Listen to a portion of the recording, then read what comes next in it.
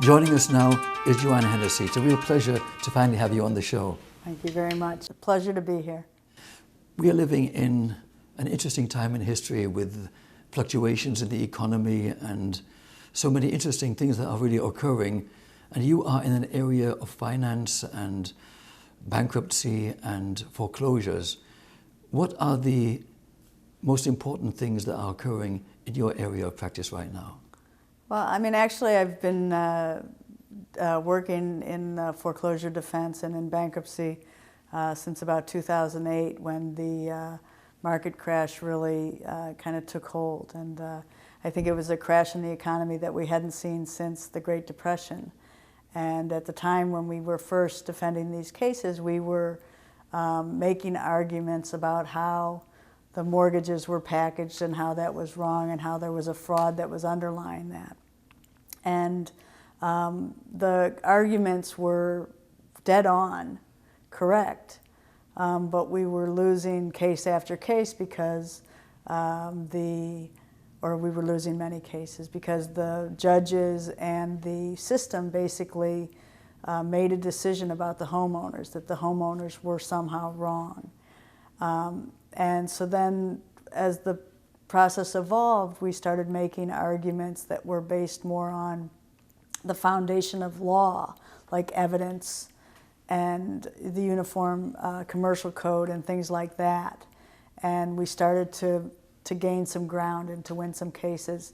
And although we're not coming full circle, our arguments that we were originally making in 2008 are turning out to be true and correct, and people on a much broader scale are starting to understand them. Even, I think, some of the judges. And so I think we're starting to see a real turn in the cases, is that the judges and the court system is holding the creditors and the lenders in these cases up to the same standards as every other litigant in court to prove their case. And so I think we've come a long way. And I think that now we're at a time when people have an opportunity to not necessarily win their case in court, but gain enough leverage to make a difference in their life. Why would the establishment really back the major banks? There's talk about how Fannie Mae and all of these were really subsidized, and all of these immense bailouts which were wonderful for these big companies, but not really for the individuals. They weren't benefited because the bailouts ended up going to the bank. And never really, there was no requirement that the banks directly considered how they affected the homeowners. And again, I think this goes back to what I said before, was that there was really this feeling, and I wasn't as explicit, but I will be explicit here. There was this feeling that the homeowners were somehow the people who created the problem, that it was them who took out loans that they couldn't afford and did all of this other stuff. So when the banks were given this bailout money, there was no requirement that they somehow pass it through to the homeowners that were actually in need of relief. That has changed a little bit with some of the lawsuits against the banks, but I want to kind of remind people that the homeowners didn't create these loans, these toxic loans. They didn't come up with this idea, oh, hey, let's do a ninja loan, which is a no income, no asset, kind of no-look loan. They didn't come up with these ideas. What happened was that the credit market figured out a way to make incredible amounts of money with these mortgage-backed securities, and they needed thousands of mortgages to put in these securities to pass on as great investments, as AAA-rated investments to people, even though you would get a AAA-rated investment that was made up of AAA, B, C, and whatever, and then they would take out the bottom tier into the next mortgage-backed security and call it AAA. So they had this whole system going on, and what happened was the system became hungrier and hungrier. So the banks had to lower their standards to come up with ways of filling these mortgage-backed securities. So to come back around to your question, why did the homeowners not benefit? Because the homeowners were seen to be the culprit. They were the ones who took out money they shouldn't have taken out. They were the ones who borrowed money when they didn't have the income. But they wanted, the establishment basically wanted the individuals to take out money because they were profiting from the disasters that occurred. It was imperative that these people who didn't have the credit took out the money. The system needed more loans to be had. It was this fraud that was perpetrated. Really, there were a lot of players in it who were kind of unwilling players. I think Moody's and Standard and Poor were in it because if they didn't give the AAA ratings, they would go to the other rating company. So they both were in it because they didn't want to lose the business. The appraisers were in it because if I had a loan that I needed to close and they didn't give me the appraisal that I needed, if I was a mortgage broker or a real estate agent, they didn't give me the right appraisal, I would go to somebody else.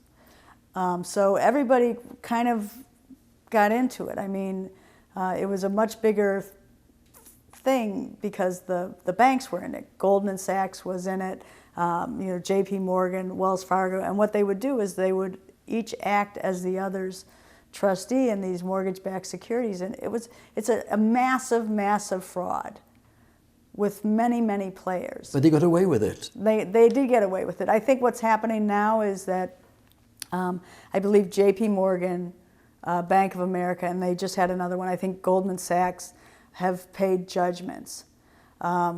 Goldman Sachs, I think their judgment was just maybe $2 or $3 billion. It just came down in the last couple of weeks, and but the reason was I think Bank of America's was $17 billion. I think Chase's was $14 billion, and now Goldman's was maybe $3 to $5 billion, because they didn't do as many of these loans. But what happened was with these judgments, although probably the judgment payment itself will just end up now going back to the government. It's kind of this, the revolving door between government and Wall Street is almost unbelievable. But some of that money, probably some small portion of that money, will actually get to the homeowner in an effort to reduce principal or to allow them to do some sort of loan modification. Or they'll get a check for $800 for their trouble. It's incredible, actually, how the money has gone back and forth between the government and Wall Street, and now Wall Street to the government, and again, skipping the homeowners. So much corruption is just absolutely incredible, I would say. It's incredible. It's quite astounding. And I think the thing is that when we were first making the arguments in 2008, we were looked upon as being ridiculous and silly, and this is not what happened, and you're just covering up for your deadbeat homeowner, and very, very difficult stance to take. But the truth is, we were right then, and now the public is becoming more aware of it. There have been, documentaries that have been done, feature films that have been done. People are starting to understand what was really done to the homeowner and really what was done to the economy. Not, I was going to say the U.S. economy, but really the global economy. That these banks, for their own benefit, created these toxic assets that really almost brought down the economy and forced millions of people out of their homes. I remember doing a presentation in maybe 2010, and we were guessing at the time that there was probably 17 million to 14 million more foreclosures out there, and that this would go on to 2012 and 2014.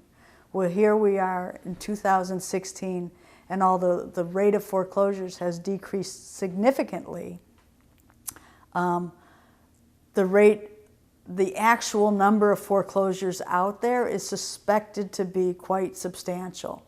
That what happened is that the lenders have held back on bringing these foreclosures because they don't want to flood the market.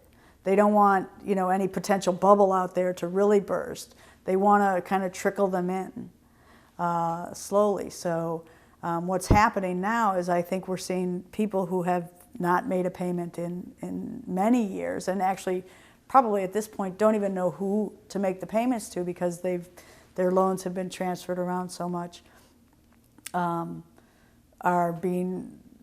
foreclosure actions are starting on them. I think you're also seeing, that they're on the other side of it, that people who maybe are just behind a few months are getting foreclosed upon, but what's happened with them is the same thing. The banks aren't doing anything different. They're securitizing these loans. They're creating these investments that are now, again, being AAA rated, B rated, and C rated, and then taking the bottoms out and AAA rating those bottom loans. We're ending up with the same toxic assets. And kind of just a final point on that is that the same thing is happening with auto loans, with student loans, with credit card debt. They're doing the same thing. They're packaging these up and they're selling them as good investments because what they're selling really is a stream of income. There's no look back by the investor on what's producing that stream of income. Absolutely fascinating. What a shame in this beautiful world that there are so many questionable practices. What a pity people don't just create and produce and do things the right way.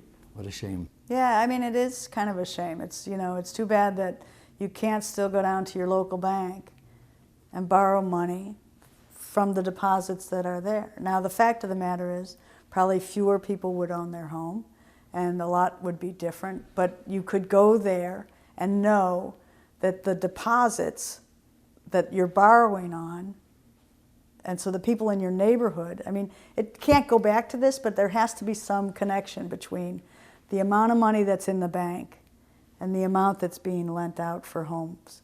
And there's a solution out there. I don't know what it is, but it would involve where people who can work for their money and know that they're spending their money on their mortgage are actually paying back the people who they borrowed the money from. And knowing if they have a problem, they can talk to these people and get it sorted out because things come up. People have health care issues, people have job issues, people have divorces, they have, families get started and, people have all kinds of things that come up that they can't plan for.